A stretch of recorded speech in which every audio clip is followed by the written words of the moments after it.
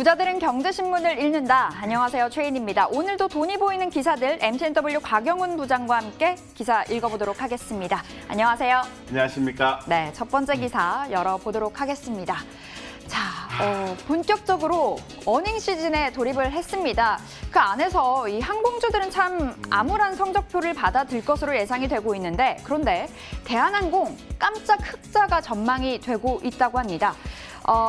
이번 2분기에 이제 1,000억 원대 흑자가 좀 예상이 된다고 하는데, 그 배경에는요, 조원태 회장의 아이디어가 있었더라고요. 조원태 회장이 이제 여객기의 객실 안에, 그러니까 이 좌석이 워낙 많이 남다 보니까 이를 활용해서 화물을 실어보자라는 이야기를 했다고 하는데 완전 딱 맞아떨어졌습니다. 네. 그래서 앞으로 한 발 더 나아가서 좌석 자체를 뜯고 화물 싣는 방안 추진하고 있다고 하는데, 그래도 뭐 아무래도 업황 자체가 좀 나아져야 될 것 같아요. 대한항공 진입해봐도 될까요, 부장님? 네, 대한항공 흑자 전망 대단히 좋은 것 같습니다. 오늘 주가지 모르죠, 그죠? 그래서 대단히 좀 좋아 보이고, 그리고 또 상당히 또 뭔가 좀 크게 좀 노력하는 것 같은 느낌이 듭니다. 그래서 여객 부진 속에서 화물 호조 이런 부분이 상당히 긍정적입니다. 하지만 여러분도 잘 아시는 것처럼 유상증자 했죠. 유상증자 신규 상장일이 7월 26일이죠, 그죠? 7월 26일인데, 네. 7월 29일입니다. 그래서 요 날짜를 딱 기준해서 여러분들이 우리 개인 투자자분들 투자 판단해야 되는데, 현재 시점에서 사실 좌석 뜯고 화물 채운다. 노력하지만은 부족하다고 말씀드리겠습니다. 대한항공이 재무적 안정성이 좀 많이 결여가 된 상황이죠. 그렇기 때문에 좀 더 적극적인 구조조정, 좀 더 적극적인 자산에 대한 어떤 구조조정 이런 부분이 필요할 것 같아요. 그래서 이런 부분이 기두산에 비해서 잘 실행이 안 되고 있다는 측면에서 시장의 평가는 낮다라고 말씀을 드리겠습니다. 그래서 일단 대한항공에 대해서 투자 포인트를 잡는다면 7월 29일 이후로 잡으셔야 되는데, 그것도 29일 바로 지나고 난 뒤에 신규 상장되고 난 뒤에 잡는 게 아니라 시간을 좀 오랜 기간 동안 두시고요. 대응하시는 게 맞다고 말씀드리겠습니다. 그래서 전체적으로 코로나19에 대한 어떤 부분이 좀 완화가 되고 좀 제어가 되고 있을 때 여객 수요가, 화물이 아닌 여객 수요가 좀 늘어날 때 대한항공은 바로 접근해야 된다. 지금은 지켜보자라고 말씀을 드리겠습니다. 네, 좀 갈 길이 멀어 보이는 건 사실인 것 같습니다. 앞으로 좀 더 지켜봐야 될 것 같고요. 특히나 뭐 7월 29일 유상증자 이후에 좀 더 체크를 해서 진입 포인트 잡아봐야겠습니다. 자, 이어서 두 번째 기사 열어보도록 하겠습니다. CJCGV 나와 있습니다. 앞서 방금 이 대한항공의 유상증자 이야기를 했습니다만, CJCGV도 참 말도 많고 탈도 많았는데, 이 유상증자가 코앞으로 다가왔습니다. 2년 동안 너무 힘들었어요. 또 코로나19라는 악재까지 겹치면서 그야말로 보릿고개를 넘고 있는데, 이번 유상증자 흥행 성공하게 된다면 생명수가 되지 않을까라는 생각이 듭니다. 이 가격적인 측면에서 좀 긍정적이라는 체크가 나오고 있더라고요. 보니까 이번 6월에 CJCGV 주가가 좀 부진했음에도 불구하고 이 차익이 20% 안팎이 될 것이라고 예상이 나오고 있는데, 문제는 향후 실적이라고 여기 나와 있습니다. 그러니까 관객이 늘어나느냐 마느냐일 텐데, 이 부산행의 흥행 후속작 반도가 또 이제 흥행을 하고 있다고 하네요. CJCGV 투자 진입해볼 수 있을까요? 어렵죠. 예. 제가 한 달에 한 번씩은 꼭 영화를 보는데요. 최근에 마스크 끼고 계속해서 보고 있는 것 같습니다. 가면은 저 이외에는 없습니다. 평일 같은 경우에는. 그래서 상당히 좀 우려스럽다고 말씀을 드리고, 유상증자를 하거나 무상증자를 하거나 또 다른 자본을 조달했을 때 시설 투자를 한다, 뭔가 재무적 안정성을 기하기 위해서 이렇게 한다, 대단히 좋은 거죠. 근데 중요한 건 거기에 있지는 않습니다. 향후 이제 성장성이 확보가 되고 확보가 또 입증이 돼야 되는 거죠.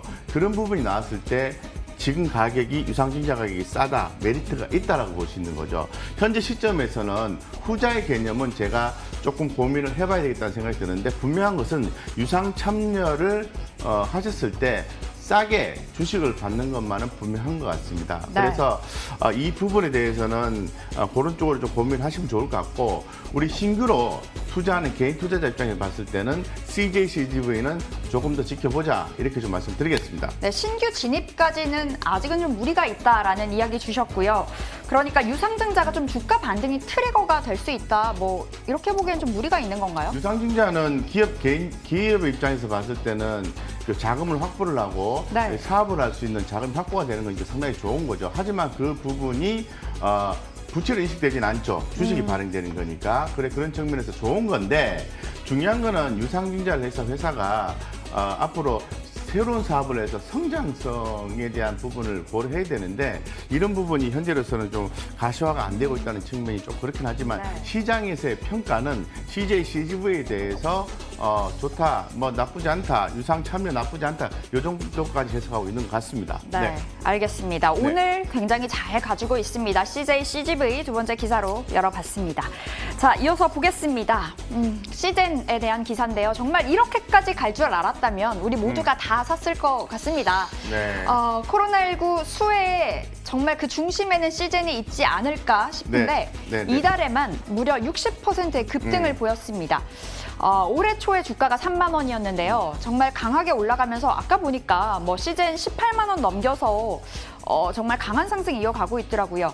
어제 기록을 했더라고요. 시가총액 코스닥에서 2위까지 HLB를 제치고 2위까지 올라왔습니다. 그렇지만 보통 이렇게 잘 가다 보면 훅 꺼질 수도 있다라는 우려 네네. 가져가기도 하지만 시즌은 좀 남다른 것 같아요. 가을쯤에 2차 확산 우려도 있고 그래서 앞으로 더 간다 이런 이야기도 있는데 네. 지금 올라타야 될까요?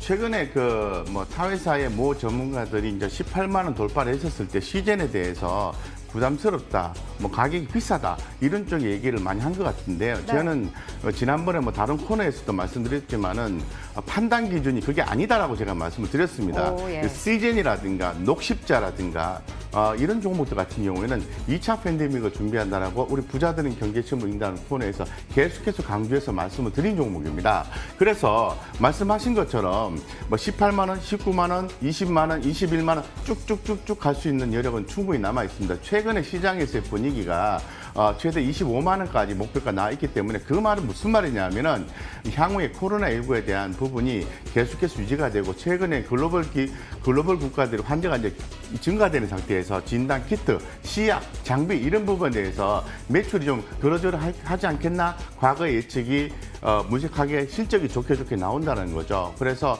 3분기, 4분기 2차 팬데믹 준비한다고 말씀을 드리고 네. 지금 이런 종목 같은 경우 조금 겁이 나시죠? 그럼 목표가 25만 원 곽 부장이 간다고 하니까 매수해야지 이렇게 생각하지 마시고요. 항상 이런 것들은 손절 라인, 끈티를 잡고 한다는 개념으로 해서 그 가격만 하락하지 않으면 나는 보유한다. 언제까지? 수익이 날 때까지. 이렇게 탁탁탁탁 이렇게 손절 라인을 상향시키면서 따라가는 게 가장 좋은 방법이다라고 팁을 드리겠습니다. 네, 보유자들의 영역 일줄로만 알았습니다. 시즌 앞으로 더 갈 수 있다라는 긍정적인 이야기 해주셨고요. 자, 이어서 네 번째 기사 열어보도록 하겠습니다. 두산 인프라코어 중국에서 하반기 추가 도약을 노린다라는 기사 올라와 있는데 중국이 이제 경기가 좀 악화가 되다 보니까 중국 정부에서 이제 인프라 투자 집중적으로 하겠다라고 발표를 했습니다. 때문에 굴착기 판매량이 엄청났다고 하는데 이 두산 인프라코어의 굴착기 이번 상반기에만 중국에서 10,000대를 넘게 팔았다고 합니다.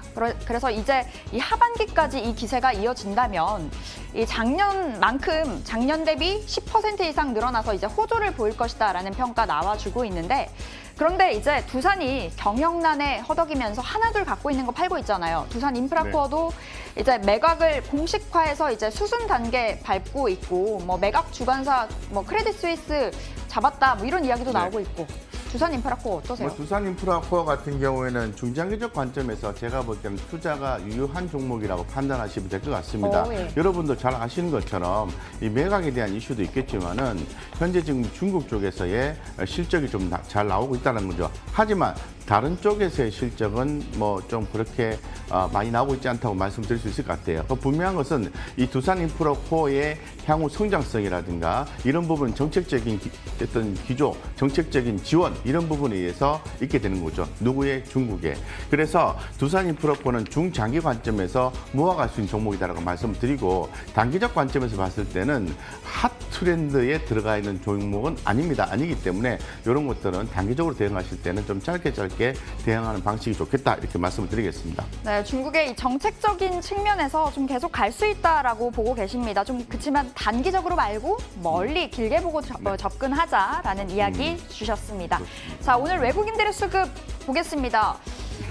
코스피에서 삼성전자, SK하이닉스 오늘도 사가네요. 셀트리온, 삼성 SDI, LG 이노텍까지 담아가고 있고요. 코스닥에서는 시즌이 1위입니다. 에코프로비엠과 동진세미캠, G3BNT, 서울 바이오시스까지 자리하고 있는데 뭐 새롭게 보이는 종목들도 있는 것 같고 늘 보이는 이 대형주들도 있고요. 어떠세요? 네, 최근에 그 외국인들이라든가 기관들의 수급을 봐야 되는 이유가 뭐냐면은 시장 분위기를 감지하기 위해서 그렇습니다. 그래서 늘 보시는 것처럼 삼성전자가 스물스물 올라가죠. 가파르게 올라가지는 않습니다. 근데 삼성전자의 3분기 실적에 대해서는 긍정적으로 뷰가 서서히 나오고 있다고 말씀드리고 삼성전자 보유하시는 분들은 긍정적인 시각 유지해도 좋다고 말씀드리겠습니다.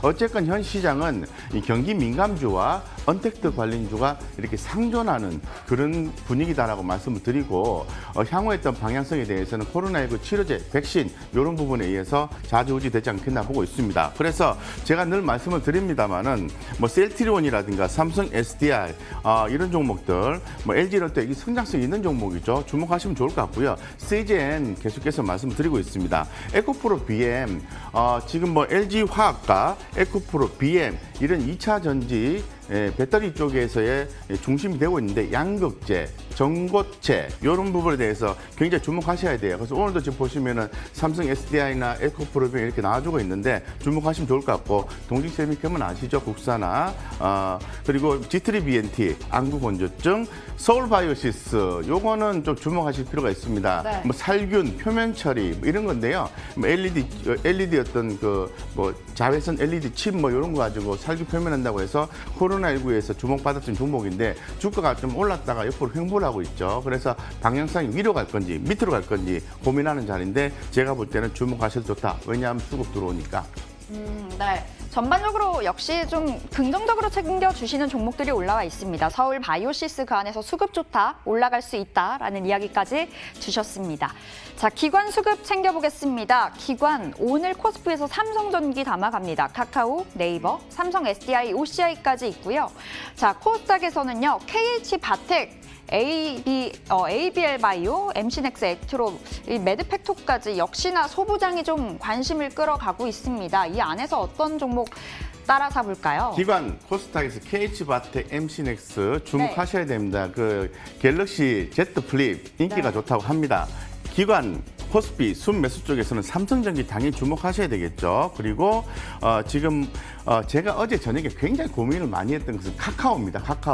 카카오인데 카카오가 밑으로 빠질 거냐 반등할 거냐. 근데 전일에 상당히 기술주들이 많이 올랐죠. 그래서 안도의 한숨을 쉬긴 하는데 어쨌건 이 카카오는 이제 흐름이 깨지기 전까지는 주목하셔야 된다고 말씀을 드리고 삼성 SDI 계속해서 업사이드가 남아있기 때문에 계속해서 주목하셔야 됩니다. 그래서 이런 것도 말씀드리고 오늘 좀 새롭게 올라오는 종목들 보면은 KH바텍, MC넥스 이 카메라 쪽에 저 휴대폰 쪽에 종목들 올라온 눈에 띄는데 주목하셔도 좋겠다 말씀드리겠습니다. 네, MC넥스와 KH바텍 뭐 갤럭시 Z 플립 훈풍을 타고 잘 가지고 있다. 뭐 네이버, 카카오까지 전반적으로 챙겨주셨고요. 삼성 전기 포인트로 주셨습니다. 끝까지 종목 한번 챙겨보도록 하겠습니다. 부자들은 경제신문을 읽는다. 오늘은 MTNW 곽영훈 부장과 함께 기사 읽어봤습니다. 오늘 말씀 고맙습니다.